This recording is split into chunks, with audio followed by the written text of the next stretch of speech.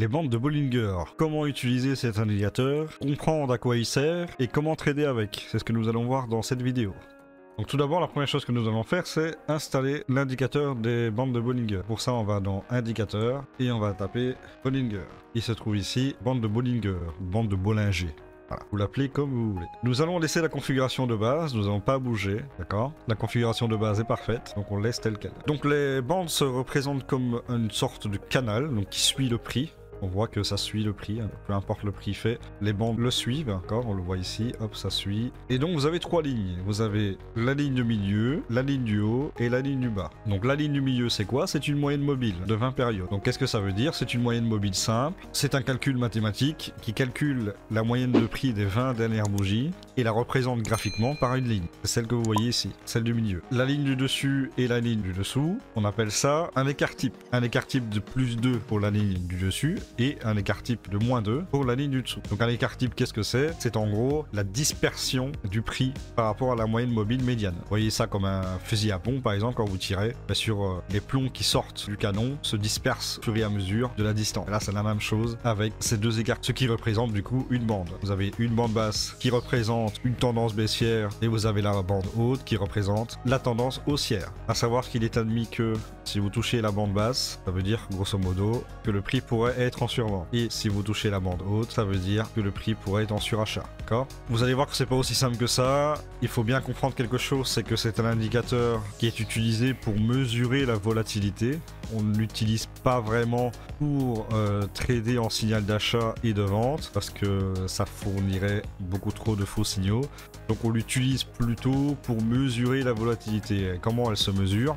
Eh bien vous voyez ici par exemple la distance qu'il y a entre la bande basse et la bande haute. Ici, vous voyez, la distance ici est plus courte que la distance ici. Vous voyez, là, c'est beaucoup plus long. Pourquoi? Parce que ici, quand les bandes de Bollinger se resserrent, cela signifie qu'il n'y a pas beaucoup de volatilité. Donc quand les bandes se resserrent, ça veut dire qu'il y a un mouvement qui se prépare, soit à la hausse, soit à la baisse. L'indicateur ne permet pas de le savoir à l'avance. Donc il ne permet pas de savoir à l'avance s'il va y avoir une hausse ou s'il va y avoir une baisse. Mais par contre, il permet de savoir à peu près quand le mouvement aura lieu. Ici, on voit qu'il est très resserré, donc on sait qu'il va y avoir un mouvement assez puissant qui va se passer. Mais on ne sait pas si ça va être à la hausse ou si ça va être à la baisse.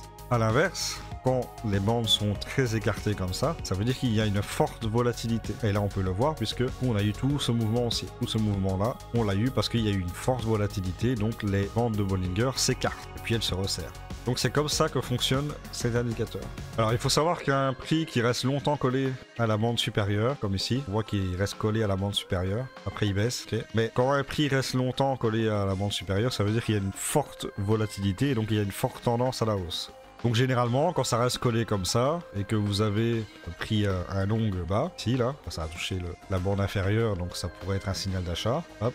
Mais attention, on ne l'utilise pas comme ça, mais pour imager, je vais faire comme si vous avez pris un long ici. Vous voyez que ça a dépassé la moyenne mobile, ça a retombé dessus, donc ça a pris la moyenne mobile comme support, et après, hop, c'est parti, et vous voyez que ça colle, ça colle, ça colle, ça colle. Tant que ça colle, en fait, c'est bon. Maintenant, quand ça commence à décoller, ici, là, on voit que ça a décollé, ben là, il faut vendre. Parce qu'on voit qu'il y a une fin de tendance haussière. À l'inverse, voilà, par exemple ici, on a une tendance à la baisse, et ici, là, on a une tendance à la baisse, en fait, ça reste dans la partie basse, voire même ici ça colle, là ça colle, la bande basse, donc on a une forte tendance à la baisse. Vous voyez là ça colle, ici ça se décolle un peu mais hop ça revient, ça se décolle un peu, ça revient, donc ça reste toute cette partie là dans la partie basse. Donc ici on a une forte tendance à la baisse. Donc si ici voilà, avec cette tendance haussière et vous avez décidé de prendre un short ici, hop, bien vous prenez toute cette baisse là en profit. Mais comme je l'ai dit, c'est pas comme ça qu'on...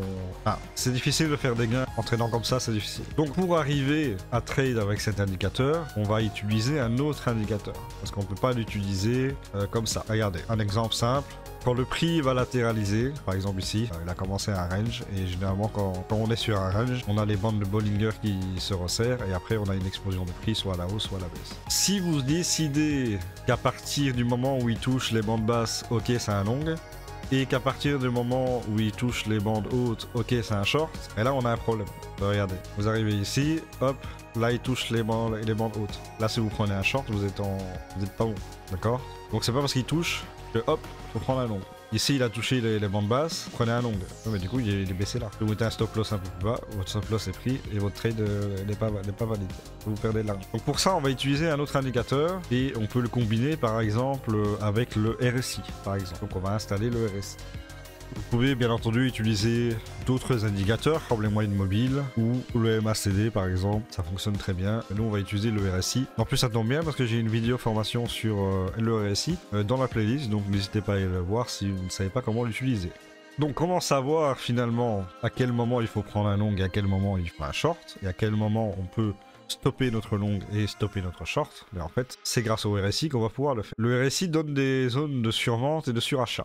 Donc ici on voit que le prix a collé les bandes basses et on voit qu'ici on a une survente qui est descendue à 23,94. Si ici on voit qu'il y a un retournement, vous voyez là, hop, on voit qu'il y a un retournement, ça ne va pas à la hausse. Donc qu'est-ce qui se passe? On peut prendre un short là, enfin un short ici, mais où s'arrêter?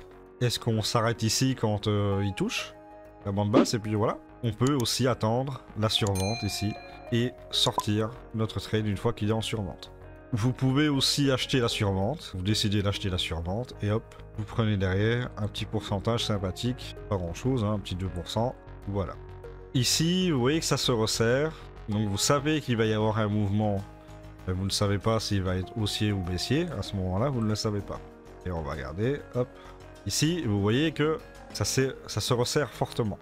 Donc vous savez qu'il va y avoir un mouvement de volatilité qui va arriver. Mais vous ne savez pas dans quelle direction il va aller. Hop.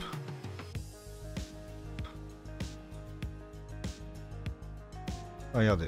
Vous voyez que ça tente plusieurs fois d'aller baisser. Mais ça n'y arrive pas. Vous voyez que le prix est défendu. En plus, il y a un support ici.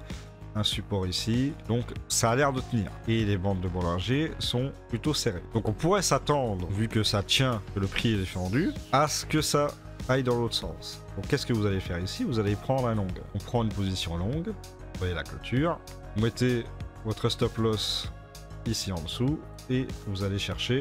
Donc il y a deux manières de faire, soit vous allez chercher un ratio de 2 et vous êtes content, soit vous utilisez le RSI et vous attendez un surachat. C'est les deux manières de faire. Donc hop.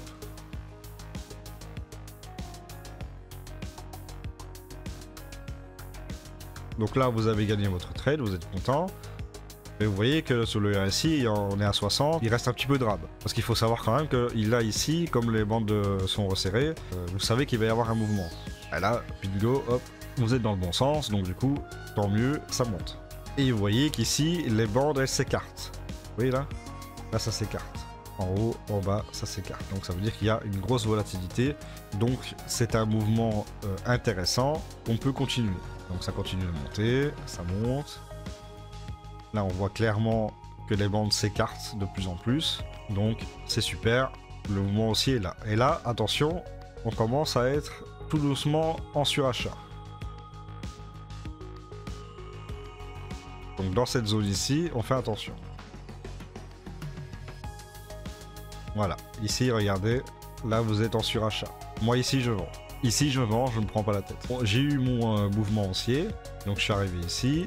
Et j'ai pris un petit 2,34%. À savoir que je suis en vue 5 minutes. Ça fonctionne aussi en vue 1 heure et à n'importe quel time frame, il n'y a pas de souci.